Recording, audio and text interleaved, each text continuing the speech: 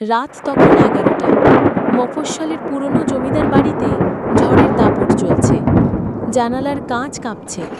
বজ্রপাত আর ঝড়ের শব্দে চারপাশ থরথর করছে। কত গল্প শুনেছি এই বাড়ি নিয়ে, দেখি সত্যিই কিছু আছে কিনা।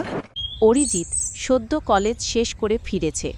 ভয় ভবিষ্যতের তোয়াক্কা না করে উঠেছে ঠাকুরদার পুরনো জমিদার বাড়িতে।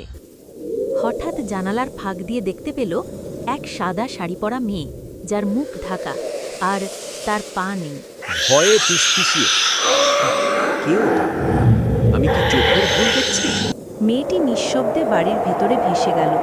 অরিজিৎ শিহরিত হয়ে গেল, কিন্তু কিছুই বুঝে উঠতে পারল না।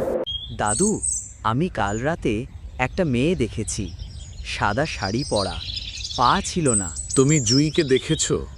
৭০ বছর আগে এই বাড়িতেই ও আত্মহত্যা করেছিল। কুয়োর পাশে দাঁড়িয়ে কাঁদছে এক মেয়ে, নাম জুঁই। অপমান আর অবহেলায় সে এক রাতে শেষ করে দেয় নিজের জীবন।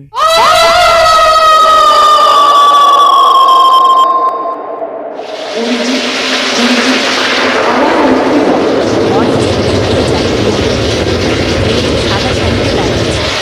হঠাৎ হাওয়ার ঝাপটায় যেন মিলিয়ে গেল উপর থেকে টেনে তোলে এক পুরনো নেকলেস। বাতাস স্থির হয়ে যায়, সময় যেন থেমে যায়। এই নেকলেসটাই ওর শান্তির চাবি হয়তো। তারপর থেকে আর কেউ দেখে না সেই মেয়েকে। তবে ঝড়ের রাতে কেউ কেউ এখনো বলে, কুয়োর পাশে সাদা শাড়ি পরা